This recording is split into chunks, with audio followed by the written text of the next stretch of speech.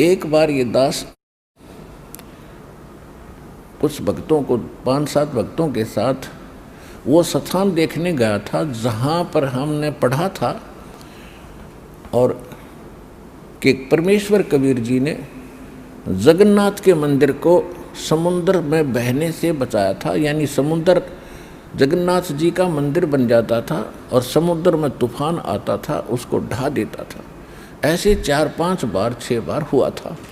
आखिर में वो राजा भी दोहना थक गया था और उसने हिम्मत हार ली थी कि मैं बनाता हूँ, भगवान का आदेश है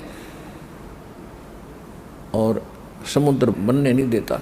तो तब परमात्मा स्वप्ने में श्री कृष्ण जी ने बताया था उस राजा इंद्रदमन को, उड़ीसा के राजा को। और परमात्मा पहले दिन गए थे उसके पास, राजा के पास, कि मैं आपका मंदिर बनवा दूंगा और इस समुद्र को रोक दूंगा।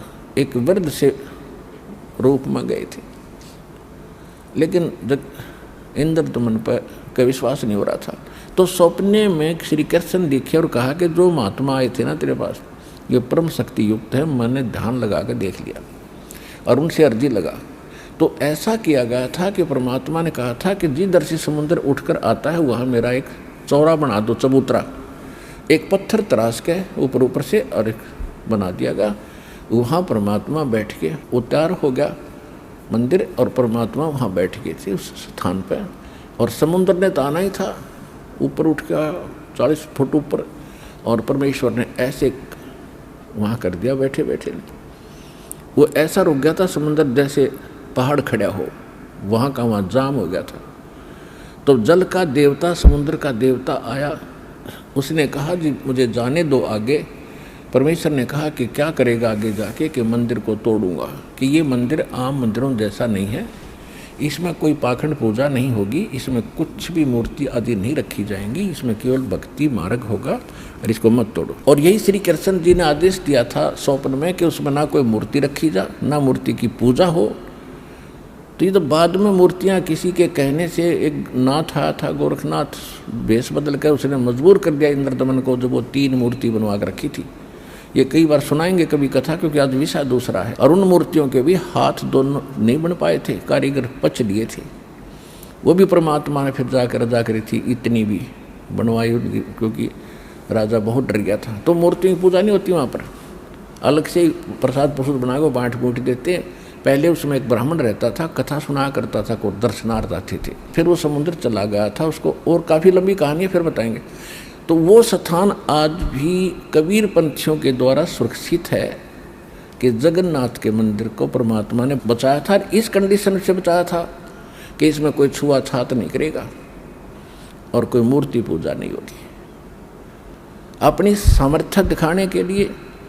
और एक पिछला भी प्रोमिस था इस काल के साथ भगवान का। ये लंबी कहानियाँ हैं, आने वाले समय में पूरी कथा सुनाया करेंगे, क्योंकि अभी तक तो दास उस दलदल से उभरा है कि आपको रह रह कर प्रमाण दिखाता था, देखो Kabir is God, Kabir is God, ये लिखा है इस शास्त्र में लिखा।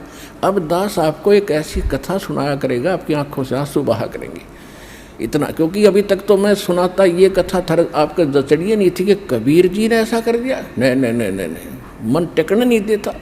तो पहले मन के मैल को साफ किया है, ये प्रमाण दे देगा और फिर इतने दुख दूर कर दिए। भगवान जो क्या करता है, ये कबीर इज गॉड, इधर से देख लो चाहे उधर से, God is God, Kabir is God.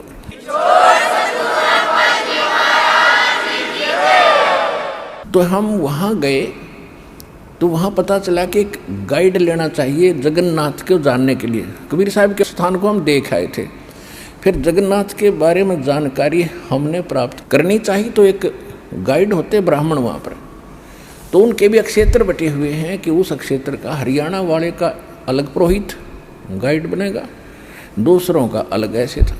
तो वो जो संबंधित था पहले जिसको हमने गाइड किया था वो इस अक्षेत्र का नहीं था। तो दूसरे को पता चला तो उसके साथ झगड़ रहा था कि तू कैसे इनको लिए फिर रहा है, तो मेरे क्षेत्र में आते हैं। पहले तो उनका झगड़ा हुआ जैसे पहाड़ी लड़ा करें। फिर उनसे मैंने पूछा, मैं कहा भाई एक बात बताओ, यहाँ क्या खाते हो तुम?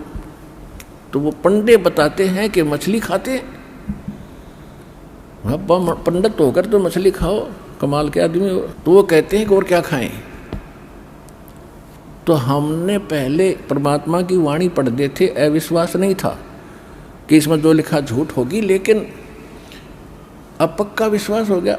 जो पांडे रूप में प्रसिद्ध थे वो लोग तो मांस और मछलियों का खाते रहे।